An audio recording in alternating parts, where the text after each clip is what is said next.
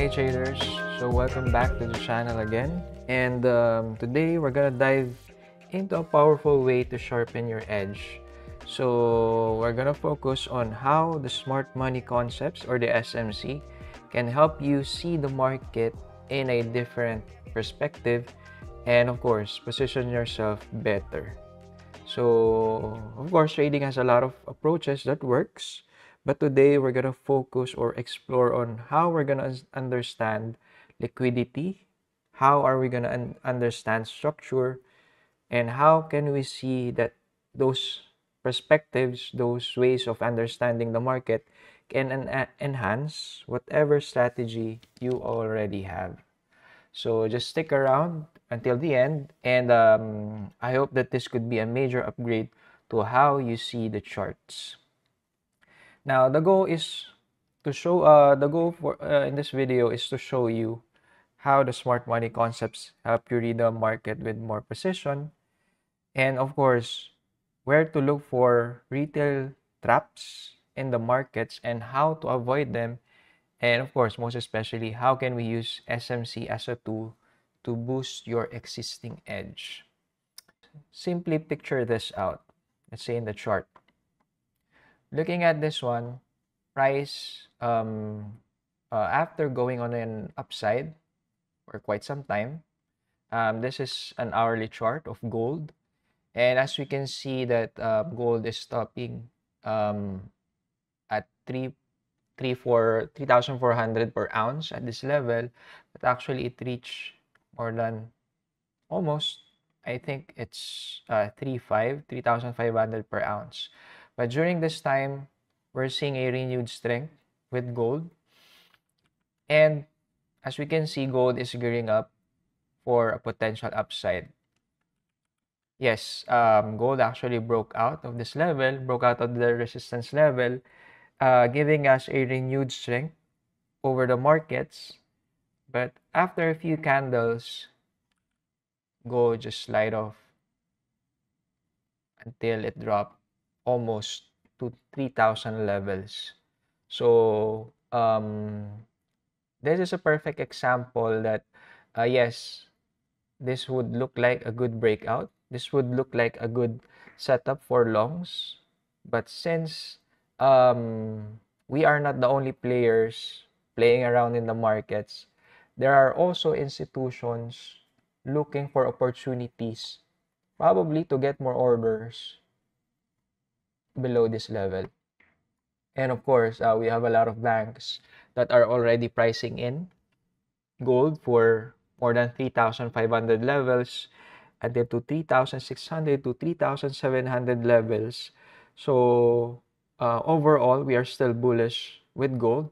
But since this is an hourly time frame, a lower time frame, we might expect that gold would continue to drop until it finds liquidity. And another thing, a catalyst, maybe a market turmoil or a geopolitical tension renewed to make it to push the gold to the upside.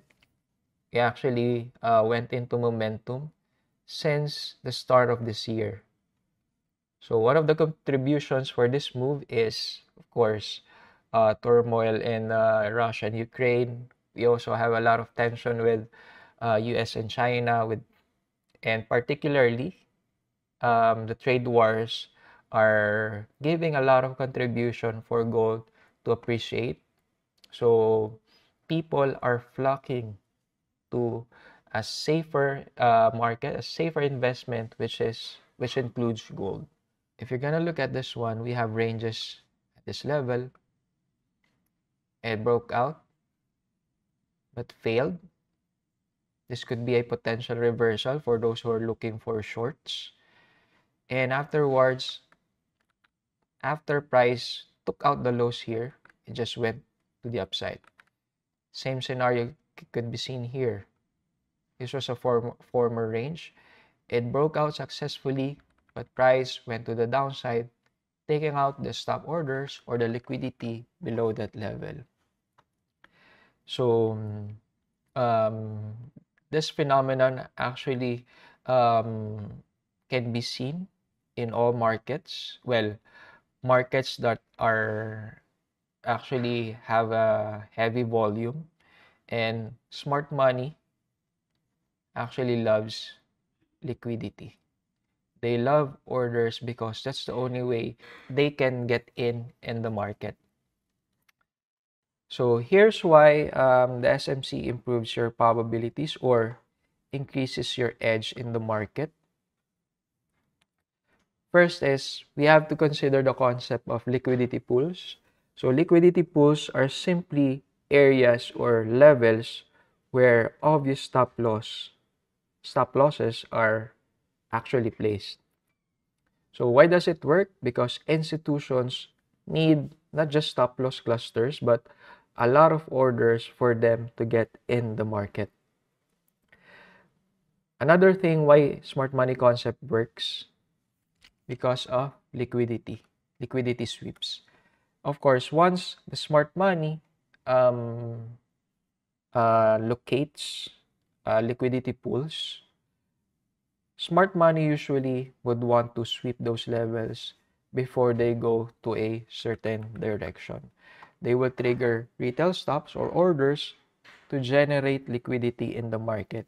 And afterwards, if there is a legit liquidity pool, there is a legit liquidity sweep, we'd like to see a displacement or a strong move, a powerful one-sided move after price had swept a liquidity.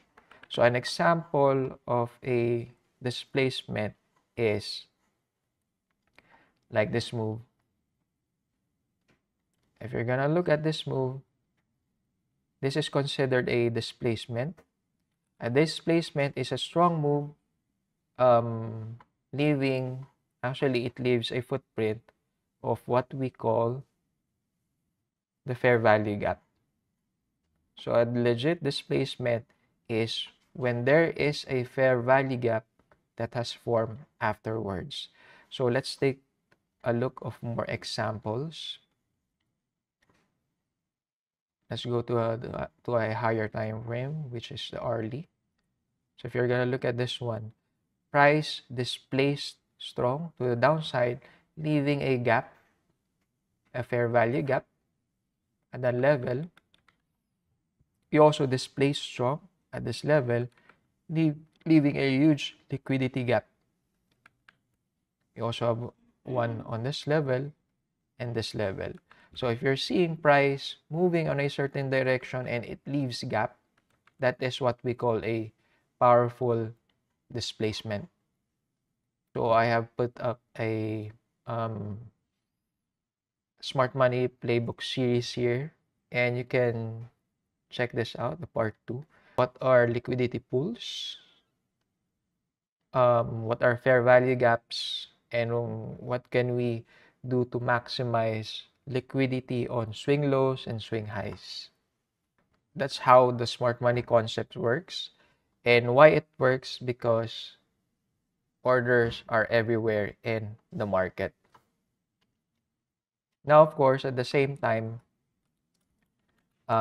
we cannot disregard the fact that fundamentals still matter. But of course, we look for confirmation based on what the technicals are currently showing us. The fundamentals set the macro direction, like interest rates, inflation, geopolitics, tensions. But of course, we have to remember that price doesn't travel based purely on news. Price moves because there are orders in the market. Price cannot move regardless of the news if there are no orders in the market. And institutions actually already price in the fundamentals early, like for example, the interest rates, inflation numbers, and then use liquidity sweeps and traps to enter the market. So, what is our actionable blueprint in engaging the market with SMC? First, you need to identify what is the macro or the bigger context behind what's happening in the market. So like for example, you need to understand that there is tension in the markets. During this time, gold would become attractive to investors. The next thing we need to look for is look for liquidity zones or levels where there is an obvious stop loss placement. So in this case for gold, if you're looking for shorts, look for your support and resistances, observe what price will do on those levels. The next thing is wait for liquidity sweep like this one, that one, and confirm if the market is willing to go to the downside. In this case, it broke this low. Actually, it took time to break this wick. But if we're going to look at the bodies, it's already willing to go to the downside. And afterwards, it took a while, but price went to the downside. And for high probability trades, I suggest that you look for trades during the London and New York session.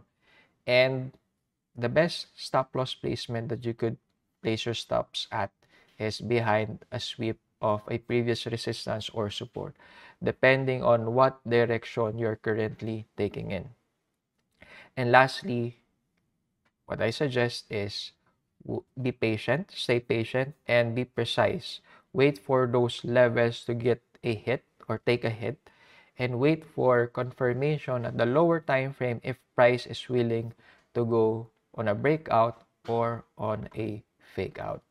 Check out our contents with all the analysts that we have in acy.com. You can check out our channel, ACY Securities, and check out our latest videos.